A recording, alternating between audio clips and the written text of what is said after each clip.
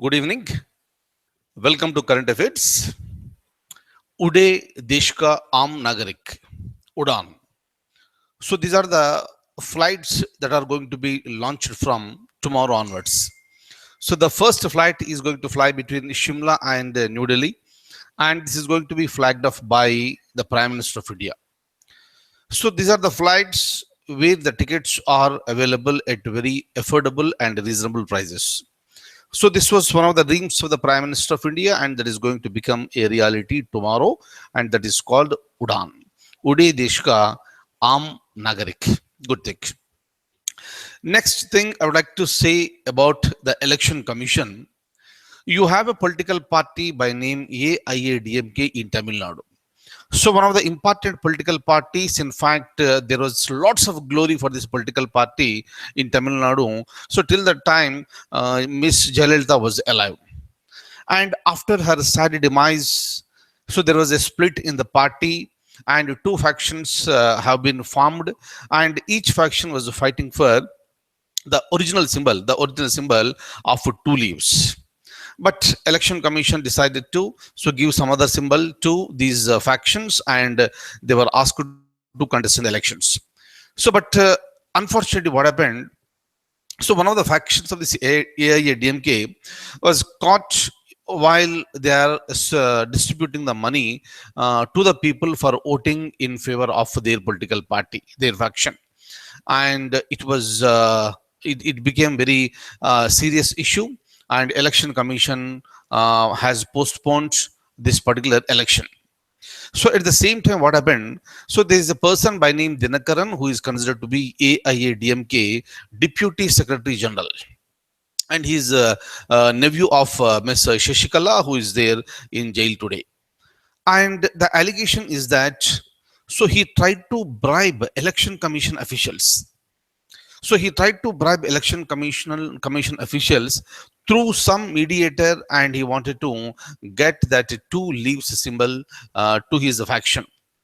And it was taken very seriously, and the mediator was arrested. And this person, Mr. Dinakaran, denied that he has no link with that person who was arrested. And later he was summoned by the Delhi police, and he was arrested. So meaning is simple. Look at the people who are present at the higher levels.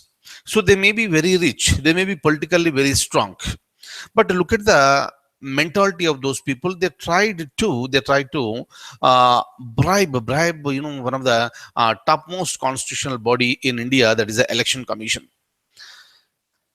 And this is nothing but you are insulting, Mr. Janakaran, you are insulting the democracy. And such type of people must be taken to the task, and they should be punished like anything, and they should become a lesson for other politicians who try to bribe election commission, right? And apart from this, we also have news with respect to Osmania University. And before that, I would like to show you the document, and I have few questions with me. Let's have a look at that. Then we move towards Hyderabad, where Osmania University centenary celebrations have begun today. Let's have a look at this. Look at this. So first, this person, his name is T.T.V. Dinakaran. He belongs to AIADMK, and he is Deputy Secretary General of the party. And was arrested on the charges of bribing election commission officials. Of course, not directly, but indirectly, but directly or indirectly, that is considered to be a very serious offense, and he has been arrested. Now, I'm moving further. Have a look at this. Which of the following universities is hosting centenary celebrations in April 2017? Just now I told you the answer.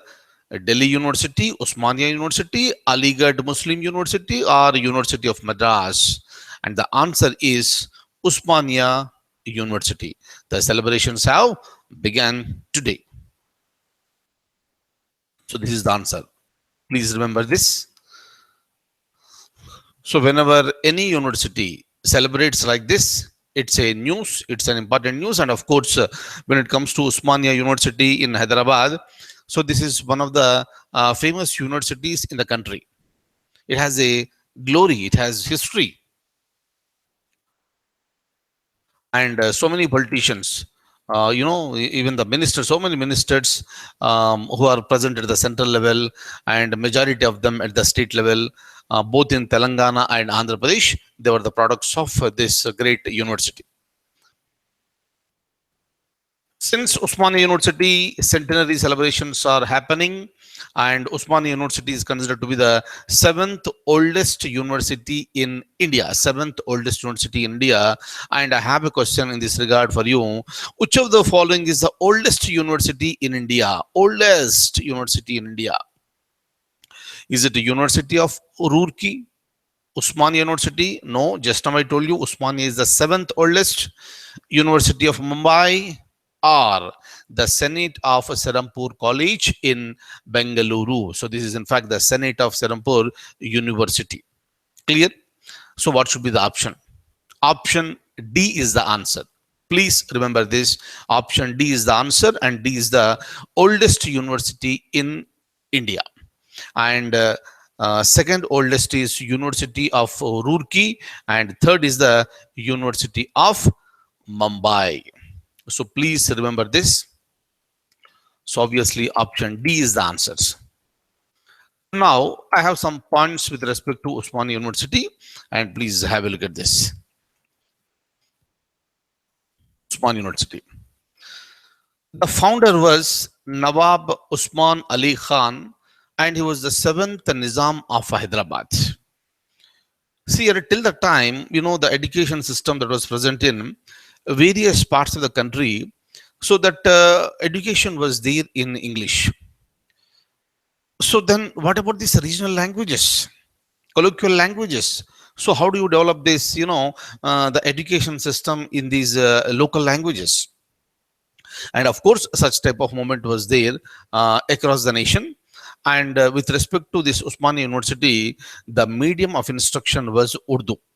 So at the time in Hyderabad, it was Hyderabad state, in fact. So today you are using the word Telangana state, but at the time it was called Hyderabad state, and it was the largest princely state of those days. And with respect to this Osmania University, so the intention is to provide the education in Urdu medium. So if you look at that area, that's the so-called Telangana or Hyderabad state at the time, majority of the people in this area, so they used to speak Urdu. And so when the idea was launched, and when the idea has come into the picture, when the university has been started, various prominent leaders across the country, they praised this Nizam, seventh Nizam. So this is because, so this is the time that you need to promote your language. So that is the reason why it was very much lauded during that particular time. And the education since beginning, with respect to Osmania University, rather every university of those days, they concentrated on providing the quality education. Some more points I'll show you. Have a look at this with respect to Osmania University. So maybe a question, who was the founder? Founder was Nawab Usman Ali Khan, the seventh Nizam of Hyderabad. And it happened through a farman, otherwise it was called a royal charter. It brought the university into existence in 1918. Okay, so please remember this. I'm still going further. Please remember this. Osmania University is the seventh oldest university in the country. The initiative came from a civil servant by name Sir Akbar Haidari, who was then the Home Secretary to the state government. He believed that higher education must have its foundations deep in national consciousness. Okay. Next, I'm going further. The question. So the following states Director General of Police, DGP, the topmost boss, police boss in the state, has been reinstated after the Supreme Court orders.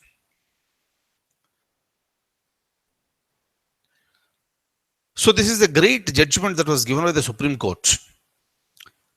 And with respect to DGP, this particular position at the state level is considered to be the topmost position with respect to the police department. And this particular position is held by IPS, very senior IPS officer in the concerned state. But unfortunately, what happens, the whether the DGP or the chief secretary, so they will be transferred according to the whims and fancies of the government of the day. The moment the government changes, or the moment the government feels that they are not comfortable with this existing person, so they will relieve him of the duties and the person will be transferred to some other position. But the orders are very clear from the Supreme Court that so these top position people should not be transferred or moved from the place at least for a period of 2 years. So meaning there is a protection. There is a protection by the Supreme Court with respect to this holding the positions by these civil servants. So, but unfortunately, in a state called Kerala, you must be aware of this. Kerala, the DGP has been transferred because of the two incidents. So one is the murder case and another one is the temple fire case where more than 100 people have been killed.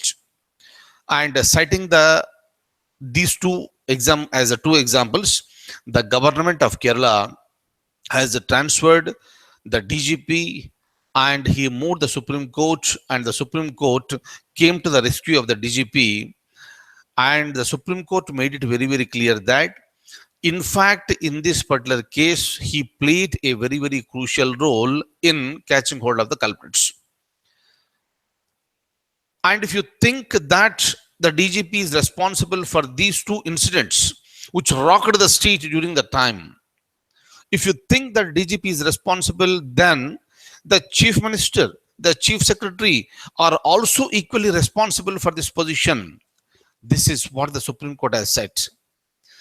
And if you ask DGP to step down, chief minister should also step down and chief secretary should also step down. So this is what said by the Supreme Court. So meaning, so this is considered to be historical judgment given by, by the Supreme Court.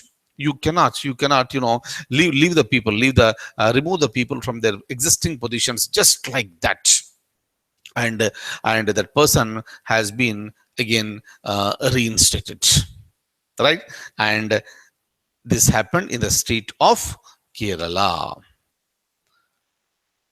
Okay, look at the question if you want once again. Which of the following states DGP, Director General of Police, has been reinstated after the Supreme Court order? Answer is Kerala. Right? Look at this note. So it was TP Senkumar, and he was removed after two prime incidents. One is Puttungal Devi temple fire that led to the death of more than 100 members, and Jisha murder case. All right.